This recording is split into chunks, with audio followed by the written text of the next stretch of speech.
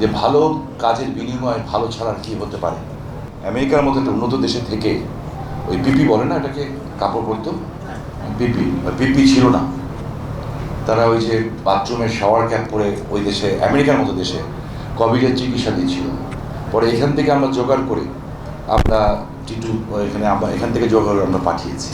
আমরা কেউ আগামীকাল সকাল দেখিনি, কিন্তু আগামীকাল সকাল কে দেখবো আমরা এখানে কেউ জানি না।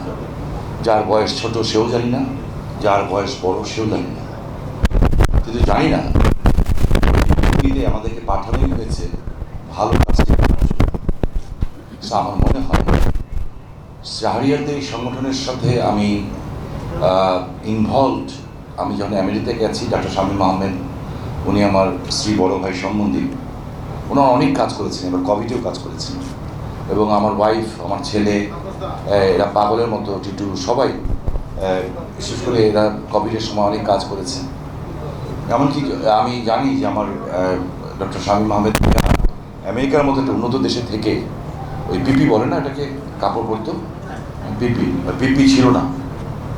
তারা ওই যে বাথরুমের শাওয়ার ক্যাপ পরে ওই দেশে, আমেরিকার মতো দেশে কোভিডের চিকিৎসা দিচ্ছিল। পরে এখান থেকে আমরা জোগাড় করে আমরা টিটু এখান থেকে জোগাড় করে আমরা পাঠিয়েছি। 40% বেশি গ্লো, বিশ্বের 1 নম্বর গ্লো ক্রিম, নতুন গ্লো এন্ড লাভলি। তো দেখেন, পৃথিবীর এত বড় একটা শক্তি, এত বড় একটা শক্তিশালী দেশ। আমি খুব অবাক হয়ে শুনছিলাম যেটা নাইমুল ইসলাম খান ভাই বললেন। আসলে এটা কিন্তু আশ্চর্য ব্যাপার না? ইফতারের জন্য সকাল 6টার থেকে আমেরিকার মতো জায়গায়, আমরা যেটাকে স্বর্গরাজ্য মনে করি, জাস্ট একটা খাবারের প্যাকেটের জন্য কিংবা যে কোনো একটা প্যাকেটের জন্য 6টার থেকে দাঁড়িয়ে থাকবে, একটা সময় নেবে। সো পৃথিবীটা কিন্তু অনেক কঠিন। সেই হিসাবে কিন্তু আমরা অনেক ভালো আছি, আলহামদুলিল্লাহ। আমি মনে করি আমরা অনেক ভালো আছি। আমাদের এই ছোট্ট একটা দেশের যদি 17 কোটির মানুষ না হয়ে সংখ্যাটা যদি ওই অনুপাতে হতো, তাহলে আমরা হয়তো আজকে ঘরে বসেই, বাংলাদেশের 50% তো ঘরে বসেই খেতে পারতো, কিন্তু অন্য দেশে দিতে পারতো।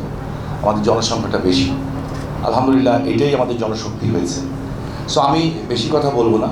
আমি আমি অ্যাজ এ মুসলমান হিসাবে, আমি আজকে সকালেও যখন পড়ছিলাম, আমি ভালো ভালো শুনতে আমার কাছে সূরা আর রহমানের এই শব্দটা, 60 নম্বর আয়াতটা আমার চোখে পড়ে এবং আমার মাথায় ঢোকে, যে ভালো কাজের বিনিময়ে ভালো ছাড়া আর কি হতে পারে।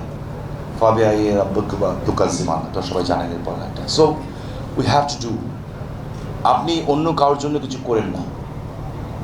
আমরা অনেকেই মনে করি যে আমরা যাকে দান করছি বিশাল বড় একটা ভালো কাজ করে ফেলছি। ইয়েস, আপনি ভালো কাজ করছেন।